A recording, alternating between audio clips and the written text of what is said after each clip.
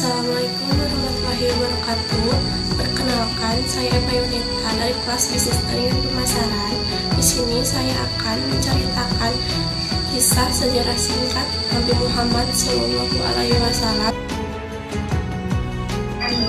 Dalam beberapa sirah nabawiyah disebutkan bahwa Nabi Muhammad SAW lahir di kota Mekah pada 12 Rabiul Awal tahun Gajah bertepatan dengan tahun 570 Masehi. Nabi Muhammad lahir dari orang tua bernama Abdullah bin Abdul Muthalib dan Aminah binti Wahab. Abdullah merupakan seorang saudagar yang sering berpergian ke negeri Syam. Akan tetapi, Abdullah meninggal dunia saat Aminah mengandung Nabi Muhammad yang baru berusia 2 bulan. Setelah itu, Nabi Muhammad pun lahir tanpa didampingi oleh sang ayah. Setelah lahir, Nabi Muhammad diserahkan pada Halimah Sa'diyah untuk disusukan. Dengan ikhlas mau menyusui Muhammad meski asinya sulit keluar, namun karena keikhlasan Halimah pun diberi balasan oleh Allah karena setelah itu air asinya keluar dengan deras. Nabi Muhammad pun tinggal bersama ibu susunya di dusun Bani Sa'ad selama 3 tahun.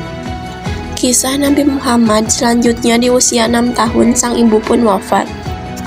Kemudian Nabi Muhammad SAW dirawat oleh kakeknya dari pihak ayah, yaitu Abdul Muthalib. Selang 2 tahun sang kakek pun wafat. Sejak saat itu Nabi Muhammad SAW dirawat oleh pamannya bernama Abu Thalib, yang merupakan salah satu petinggi dari keluarga Bani Hashim. Nabi Muhammad SAW pun sering ikut berdagang ke Syam bersama pamannya. Menjelang usia Nabi Muhammad yang dewasa membuatnya semakin menekuni dunia bisnis. Nabi pun berdagang dengan kawan terbaiknya yakni Sa'ib bin Abi Sa'ib. Barulah pada saat berusia 25 tahun Rasulullah menjalin kerjasama bisnis bersama wanita kaya raya yakni Siti Khadijah. Siti Khadijah adalah wanita terpandang, cantik, dan berasal dari golongan orang berada di Arab. Perkenalan Nabi Muhammad SAW dengan Siti Khadijah memang berasal dari dunia perniagaan. Siti Khadijah ini biasa membiayai kafilah perdagangan Makkah ke Suriah untuk nanti membagi keuntungan bersama mitranya. Hal ini menjadi alasan bagi mereka berdua dalam melakukan perjalanan dagang tersebut. Banyaknya kegiatan perdagangan yang melibatkan mereka berdua membuat Khadijah merasa kian tertarik.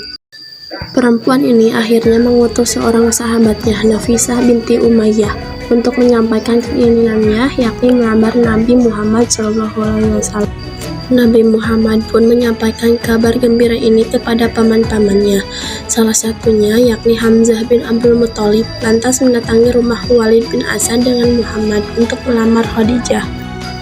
Maka menikahlah mereka berdua ketika Nabi berusia 25 tahun dan Khadijah berusia 40 tahun. Sebelum menjadi Rasul, Nabi Muhammad sudah mendapatkan beberapa karunia istimewa dari Allah, seperti wajahnya terlihat bersinar dan bersih.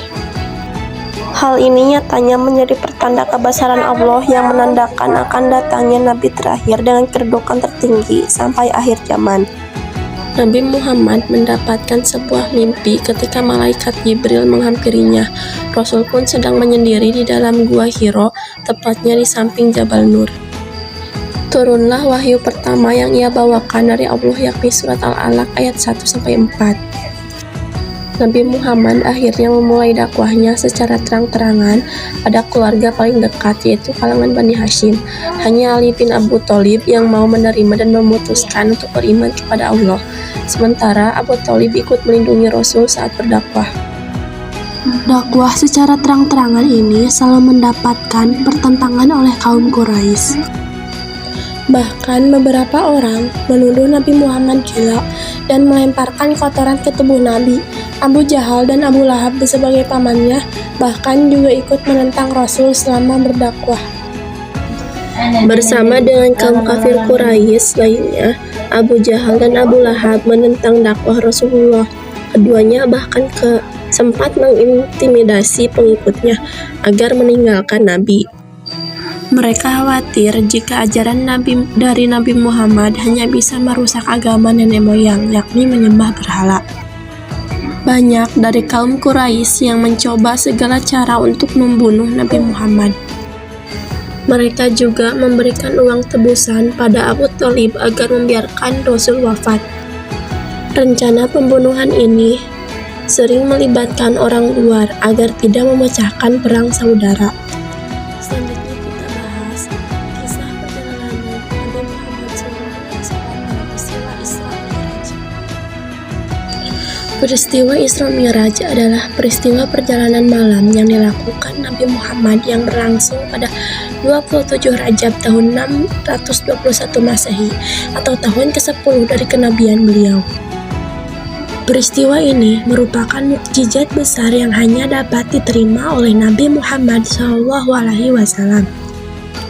Kata Isra menjelaskan perjalanan yang menembus ruang, dalam artian Rasulullah bisa menempuh jarak Masjidil Haram di Makkah dan ke Masjidil Aqsa di Palestina dalam waktu yang sangat singkat.